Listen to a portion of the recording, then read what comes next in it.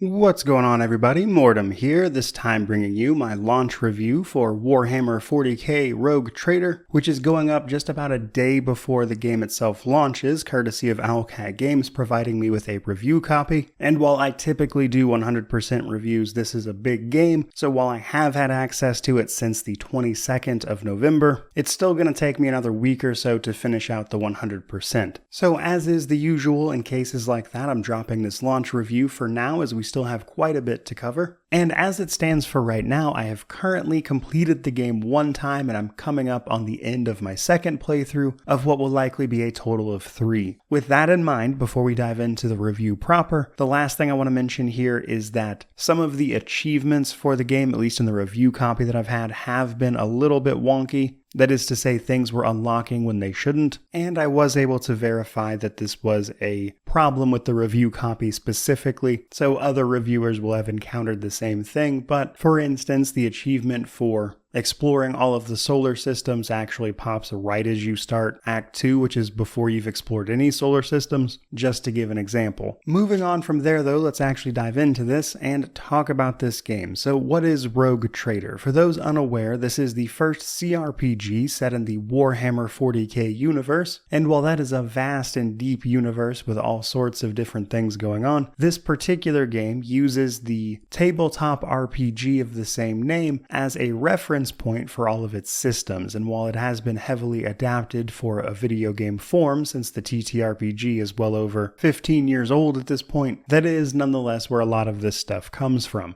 So while we are tackling the grim darkness of the far future, it is an RPG first and foremost, so how we go about doing that will define our playthrough with choices, consequences, all of which feed into the main narrative surrounding our Rogue Trader empire. But before we talk any further about that, I do want to kick this review off with a discussion about the technical state of the game. If you've played Owlcat Games' prior releases, you know that they have been far from bug-free. Kingmaker was especially bad. Wrath of the Righteous was better, but still had more than its fair share of problems. So how is Rogue Trader faring? Well, I can say on the whole, it has been better than Wrath of the Righteous was on its release, though to be fair, this particular game has much less in the way of systems and options that have to mesh together. I did nonetheless encounter some significant issues, including one game-breaking problem that was actually fixed with a patch about a week ago before the game even launched, and then I was able to continue with that save file. Outside of that specific problem, I also ran into issues where menus would just stop popping up for important things, which means I would have to load back and lose some progress to a point where those menus actually worked again. And while those are the most serious issues I encountered, I think the real story is with the variety of minor issues I would run into. And while I would say none of them were really a genuine hindrance to an overall playthrough, the number of them popping up and how repetitious it got could definitely get annoying after a while. Such as UI elements not displaying and then you would have to save and then reload that save to fix it, or certain characters' abilities just not working for a set amount of time for some reason. So while I have played every release from Owlcat Games, and I can very much so say that this is the least buggy of their games I have played, there are still a variety of minor issues that I think might get in the way of people's enjoyment here and there, to be sure. So definitely something to keep in mind. Though with that said, the game was pretty stable, it never actually crashed on me in any way. Moving on from there though, let's talk about the story setup for this one and my thoughts on it. We take on the role of a rogue trader in this game, as you might imagine, and rogue traders in the Warhammer 40k setting are people who explore and push the boundaries of the Imperium, meaning that it is their job to go out, manage all sorts of worlds and the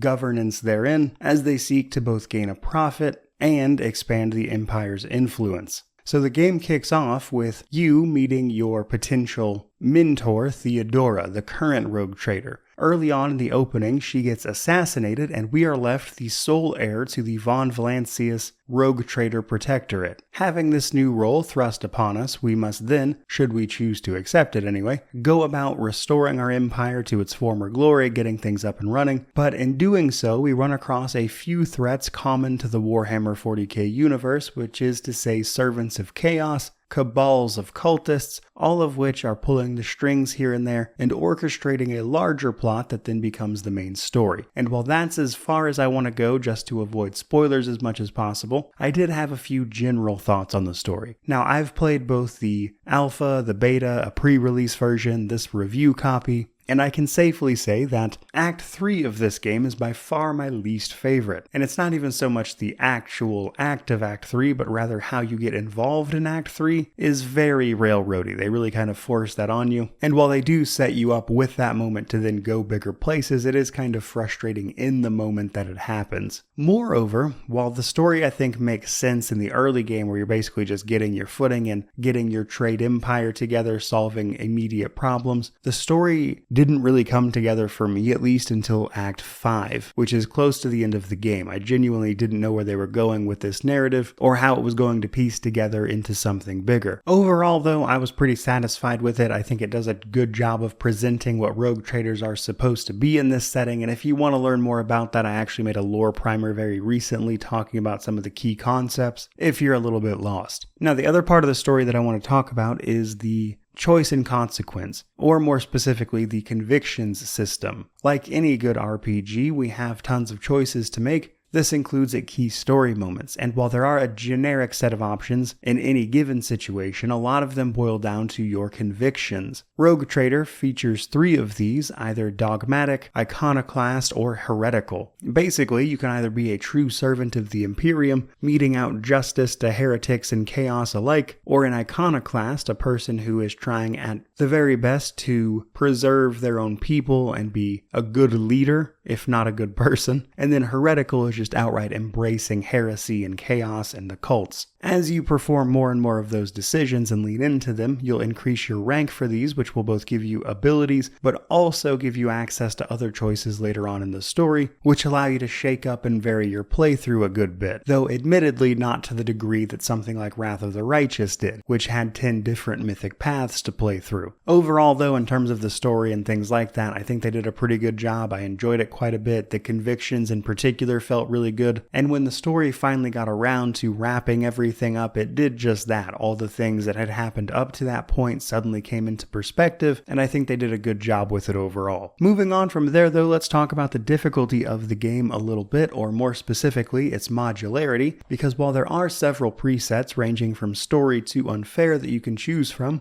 you can also change out individual aspects of the difficulty, meaning that you can really customize your experience here, which means kind of no matter how you want to play this, you're very likely to find some aspect of this to adjust and tailor to your own preferences, which is something I personally definitely like to see. With that in mind, however, this game is not terribly difficult, and it is not as much to learn as something like the Pathfinder series Owlcat is also known for. Those games using Pathfinder 1E's rule set are deep, to say the least, and honestly kind of difficult to jump into, which is a problem that this game does not suffer from as much. Because while there is a lot to jump into, most of it is pretty straightforward, and as long as you're picking things that synergize together at least a little bit, you're going to be fine on normal mode. So difficulty-wise, much easier than their previous games, though with that in mind, unfair is still very difficult, and if you don't know what you're doing, you're probably going to be in for a rough time. Next up, though, we have character creation. Who our rogue trader is largely up to you, and while I've made a full video breaking down character creation just to give you the spark notes here, we're going to pick where our character's from, what they did before they became a rogue trader,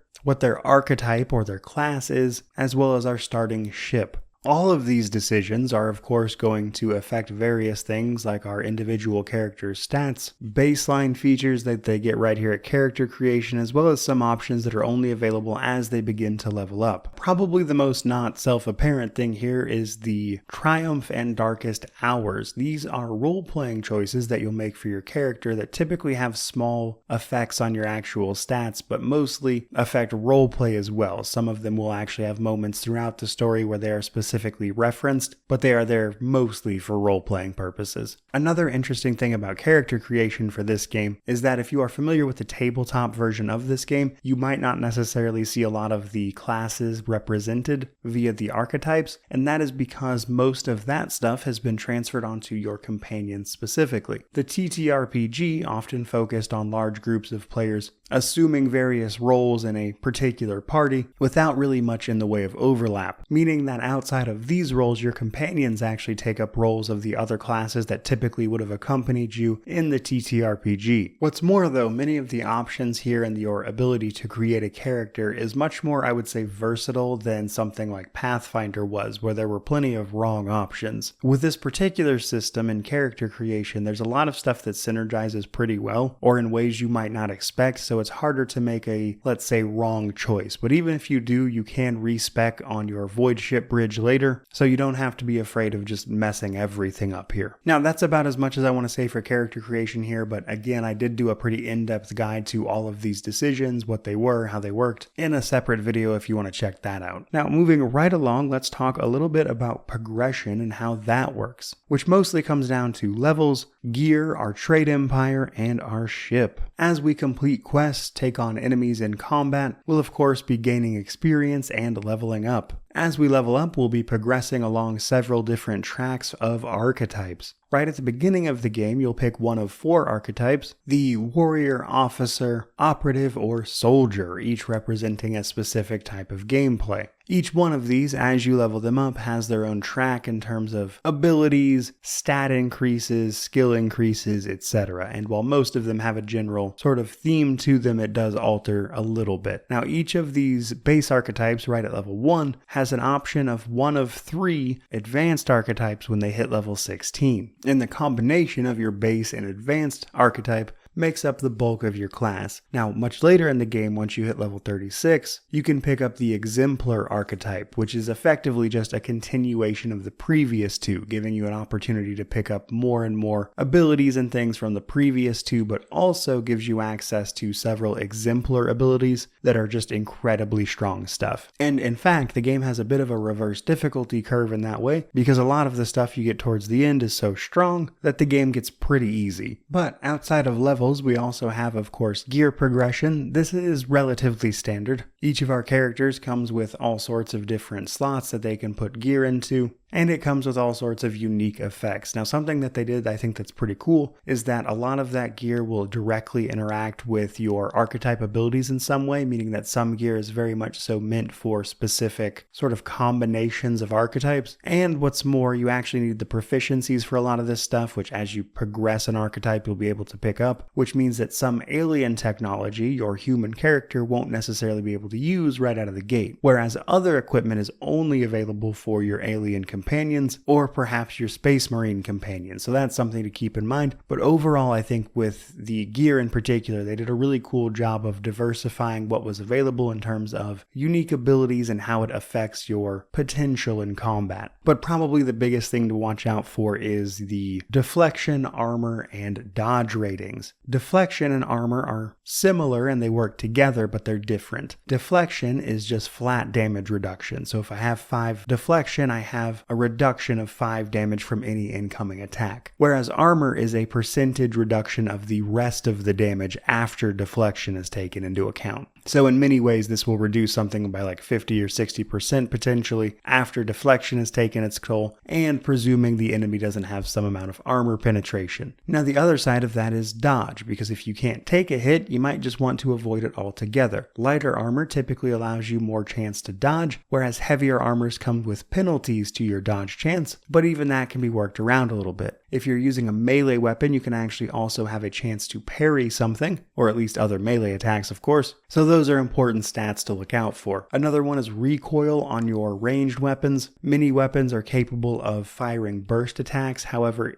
every round after the initial round in a burst loses accuracy based on the weapon's recoil. But beyond just those statistical things, there's just a lot of really cool stuff you can do with both weapons and armor. Weapons come in all sorts of different things. You've got las weapons, solid projectiles, melee weapons, which have their own subcategories such as chain weapons, force weapons, power weapons. So there's just a lot of really cool ways you can build a character here, and just about every weapon type has a substantial amount of them that you can find, which brings us to the trading and our reputation. Another form of progression in this game, being a rogue trader, is to build up our trade empire. This is done through profit factor. Rogue traders are all inherently super rich. They don't really keep track of how much money they have in the specifics because all of them own literal planets. So rather, they deal in profit factor. This is a general representation of how wealthy their protectorate is. Now, profit factor in this game is merely what you have and what you don't, so it doesn't ever go away. You reach minimum thresholds of profit factor and then you can buy something. However, in order to sort of time gate this, if you will, we have to trade the various goods and items we'll find by defeating enemies and exploring areas to the various factions of the Coronis Expanse, because these people are only going to sell you the thing you want based on your profit factor if they like you enough, frankly, which essentially just means trading them the things that they like. Now, the other side of that is managing your colonies. As you explore the solar systems of the Expanse, you will be running into different colonies that will come under your control, and you can develop them with various projects that increase the general resources available to you and potentially your reputation with the other factions, as your dealings with them in terms of your colonies and its development will have an impact on your reputation. In fact, you can get some of the best stuff in the game specifically from your colonies. Basically saying, don't let your trade empire go to waste. Now, the last bit of progression I want to talk about here is your ship. You will be, in addition to ground combat, engaging in void ship combat with your spaceship, if you will, which is a separate turn-based battle mode. As you participate in this combat, your void ship will level up, which means you can pick more abilities for your companions to man the various posts of your void ship with as you engage in that combat. What's more, one of the factions, the Imperial Navy, sells all sorts of parts and upgrades for your ship specifically to make it that much more deadly in combat. So while you'll be pretty, I would say, exposed when you first start out, by the time you get towards the end of the game, your void ship is all but indestructible. Now that pretty much covers it in terms of important progression systems at the moment, but from here I want to talk a little bit about the gameplay and world. As I've already said, this game is set in Warhammer 40k, which is a pretty immense IP with a lot going on, so you might be a little bit concerned about whether or not you'll kind of know what's going on there in terms of lore, and again, I've made a lore primer for those people who are a little nervous about jumping in, but the game does come with an encyclopedia of terms. It's also possible to mouse over subjects as they pop up in conversation to get an idea of what they're all about. So the game does a pretty good job of onboarding you to this in a way that's pretty natural. And you don't have to just take my word for it. They've more or less gotten the stamp of approval from several Warhammer 40k YouTubers who have taken a look at and played it for themselves. Because if you're familiar with the setting, you might be asking yourself how the rogue trader manages to bring together companions from all walks of the Imperium, so to speak, in ways that probably shouldn't work. And the answer is that rogue traders have a ton of privilege, so technically they're within their rights to bring all these people together. However, how those characters feel about each other individually is where a lot of role-playing comes in, and how those scenarios play out and your involvement in them are exactly what a game like this will be examining and you'll get to play through for yourself. Now, from a more practical standpoint, moving around the world can be broken down into the, I would say, large world map of the Coronis Expanse, individual system maps, and then of course your areas where you're actually on the ground running around. In many ways, I would say this is very reminiscent of Mass Effect 2, which I don't think is much of a surprise. I'm pretty sure the developers are fans of the Mass Effect series, but it takes a very similar approach where you'll often be jumping around solar systems and then going to specific relevant locations on certain planets where the action is, which means there's not a ton of superfluous running around. Now, on the system some level, you'll be able to go around, explore different planets, potentially set up extractiums to exploit resources for your colonies, or just discover interesting things out and about as you explore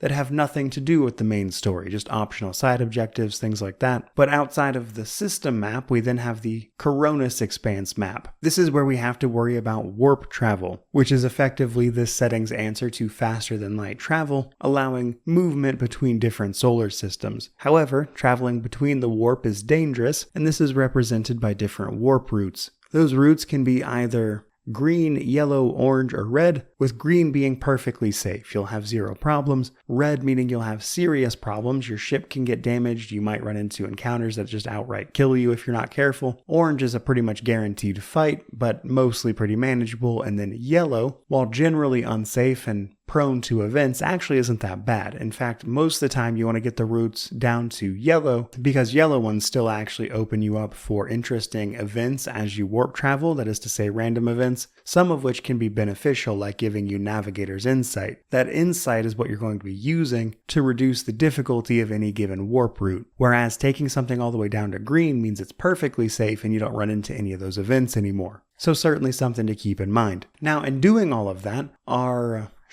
void ship, somewhat becomes your main hub at the same time. The bridge of your ship is where you're going to be spending a lot of your time. It's where you'll be talking to your individual companions as you pick them up throughout the game, and they'll often give you quests and talk to you here, alongside other things. What's more, many events as you move through the game can take you to different parts of your own ship, which is like a giant floating city, so it's not exactly small, as you deal with problems from the thousands of people who it takes to run your said ship. And besides just being a place to run around and act as your main hub, based on your conviction choices throughout the game, the aesthetic of the place will change based on what conviction you followed, which I thought was a pretty cool touch as well. But when it comes to examining the gameplay and world of this particular title, a lot of it simply comes down to using your void ship to travel between solar systems, scan planets, get resources for your colonies, etc., before traveling to individual locations to drop you and a team of companions to run around on the ground and do the legwork involved in tracking down individual problems or simply explore and find out the mysteries of the galaxy out there. And in that way, I think they really nailed what the setting is all about. That is to say, the Coronis Expanse and Rogue Traders, exploring the unknown, which serves as just a really great sort of general template to jump into the Imperium of Man and the Warhammer 40k setting at large. So in that regard, I think they did a great job. I think it's very friendly and open to new players, which is about all you could ask for with a game like this.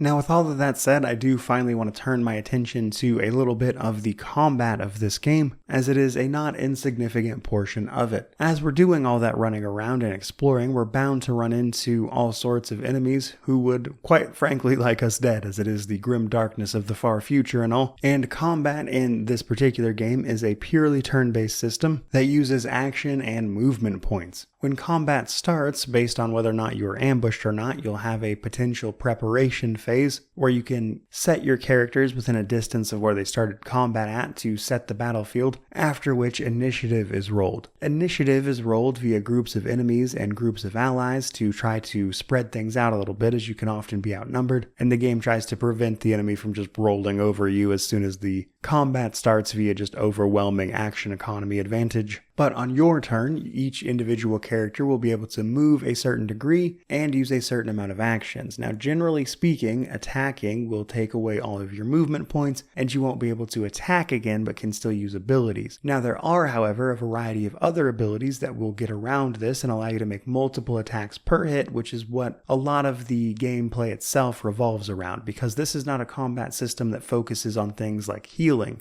Really, it's about doing as much damage as possible and maximizing your effect on the action economy, which means things like the officer's abilities that give you just flat out extra turns are incredibly high value, which really plays into the game's momentum system. You see, each individual archetype has a heroic act, which takes momentum to activate. As you perform in combat, kill enemies, take turns, etc., you'll be gaining momentum. When it hits a certain threshold, you can activate your heroic act or ultimate ability, which can have all sorts of effects but largely depends on the archetypes available to individual characters, but can be things like the warrior's daring breach, which allows them to make multiple melee attacks as basically as much as they have action points to make, or the officer's ability called finest hour that just gives people an extra turn with no limit on attacks. So all of that together makes for a system that is much more deliberate than the Pathfinder games they put out there, which had a lot of trash mobs, thanks to its real-time with pause system, etc. Pretty much every encounter you can have in Rogue Trader here is a curated encounter where there is a purpose to it, but the catch to that is, because of the momentum system, there are often a lot of small enemies whose intent is to be basically killed in one hit to gain momentum with as you start to take on the larger enemies. And because of this, there are definitely encounters where you're up against like 20 or 30 enemies and there's only 6 of you, which means oftentimes combat can be just kind of slow while you're waiting for enemies to take their turn. And while they have grouped up smaller enemies in a sort of swarm AI situation, it still can absolutely drag combat out because of the turn-based nature of it. So while I mostly enjoy the combat system a lot, my main drawback for it would simply be that sometimes it is just painfully slow, due to mostly just the number of enemies on screen. Overall though, from a zoomed out perspective, I really do enjoy it. If you're curious about some of the finer details of this system, I have once again made a video on that subject, but for now we're going to move on to ship combat. The other side of combat is of course our void ship. Combat in your void ship is particularly interesting because each of your companions is manning a particular post on the ship, which allows them to use abilities that are relevant to that post based on if you've unlocked them or not.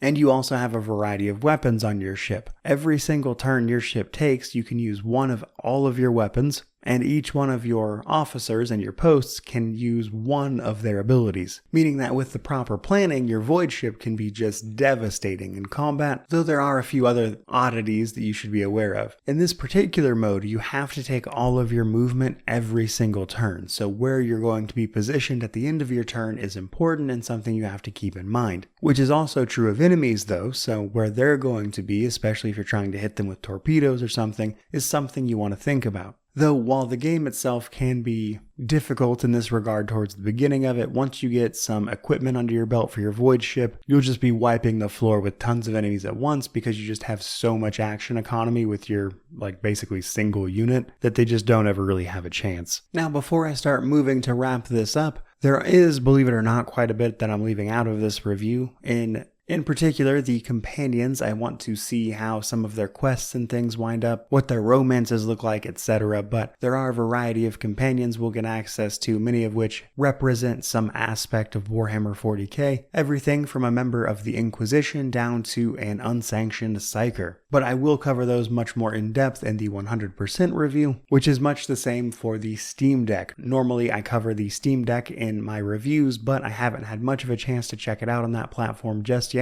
though I can confirm that it runs, so expect a deeper dive into those things with the 100%. Now from there, let's talk positives and negatives before we wrap this thing up. Now on the positive side of things, I would mostly say for me it was the RPG options. Making choices, declaring your convictions, interacting with companions, and dealing with how they interact with each other even, that's when the game is at its strongest, and it really feels like you're interacting with the world and having an impact on it. Be that either establishing your trade empire, dealing with dangerous Xenos who want you dead, rooting out cultists, etc. The game really shines on that side of things, and given its reliance on the Warhammer 40k setting and lore, all of that is very enjoyable as well. So if you like Warhammer 40k, you'll probably enjoy this, at least in that regard. And what's more, I thought the story was really cool. I like how they pieced everything together, especially towards the end, in ways that I really wasn't expecting. And while I doubt it's going to blow anybody away, I thought it personally was pretty cool. Now that does bring us to the negative side of things. Now, for me, the negatives of this game mostly have to do with the pacing, which are issues that I haven't quite brought up yet. But basically,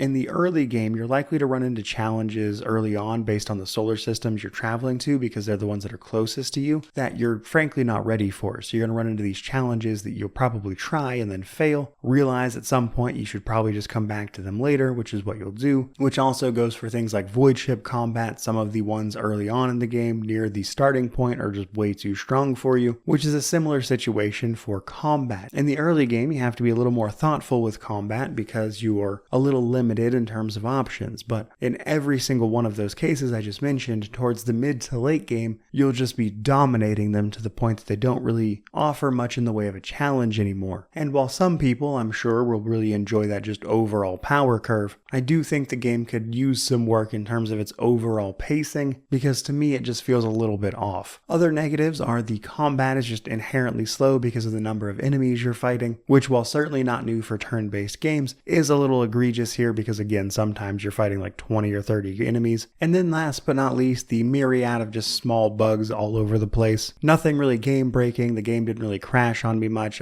Like I mentioned, only had one or two really serious issues, and those were pretty quickly dealt with. But there were a lot of minor bugs that just over the course of a playthrough really start to wear on your patience, which can certainly be frustrating. But all of that brings me to my conclusion for Warhammer 40k Rogue Trader. Overall, I would say, in many ways, this has Owlcat's fingerprints all over it. It definitely takes much of what I enjoy about their previous work with the Pathfinder series and adapts it to a new setting that I had to learn all about just to bring you this review, to be honest, as I didn't know much about Warhammer before I started this. And in that way, I think they did a really cool thing where they brought people like myself to a new setting, and they also did that setting justice and really let you explore what it means to be in a certain position within that setting, alongside all the nuances and relationships, let's say, between various factions. And that, combined with a story full of choice and consequence, makes for a game that I enjoyed quite a bit, but definitely stumbles in a few places. But all in all, if you like CRPGs, if you like Warhammer, then I think this is definitely something you should check out, as the pros vastly outweigh the cons. That said, I don't have exact pricing information for you. It is not available to me, though some leaks did come out recently, so I believe it is going to be around $50 US. And given that I've already played it over 100 hours at the time of this review, and plan on playing it for at least probably 50, 60 more, for me, the game easily justifies that price. I think the main thing I would say as general advice is whether or not those bugs, slower combat pacing, and the lack of full voice acting are things that are going to bother you or dig into your experience just frankly a little too much. Overall, I enjoyed my time with this game quite a bit, which is where we're gonna leave this video off. So I certainly hope you enjoyed it, but by all means, let me know what you think about this game down in the comment section below, which of course means to like, comment, subscribe, all that YouTube jazz. But regardless of any of that, truly, just thank you so much for watching. I really do appreciate it. May you wander in wisdom and have an amazing day.